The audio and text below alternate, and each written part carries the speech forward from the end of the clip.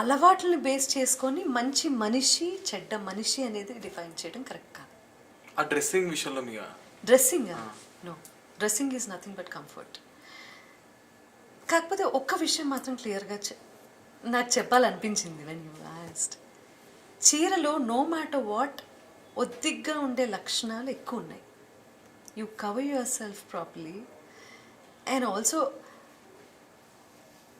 నువ్వు కూర్చునే విధానం దగ్గర నుంచి you can not sit just like అంటే ఎట్లా పడితే అట్లాగా కూర్చోవటమో ఎట్లా పడితే అట్లా నడవటమో ఇవేవి చేయలేవు. చీరకి కొన్ని రెస్ట్రిక్షన్స్ ఉన్నాయి. సో ఆ పద్ధతులు ఫాలో అయ్యి తీరాలి. చీర కట్టు అందుకే ఉన్నది, ఓకే, ట్రెడిషనల్గా.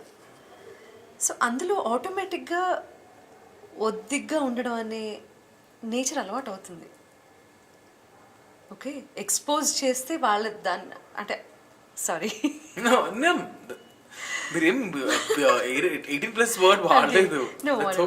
సో ఎక్స్పోజ్ చేసినంత మాత్రాన వాళ్ళు చెడ్డవాళ్ళు అయిపోరు. కాకపోతే ఏంటంటే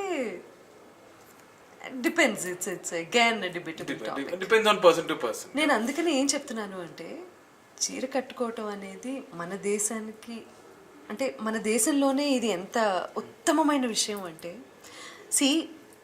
మన country rich in so many good factors.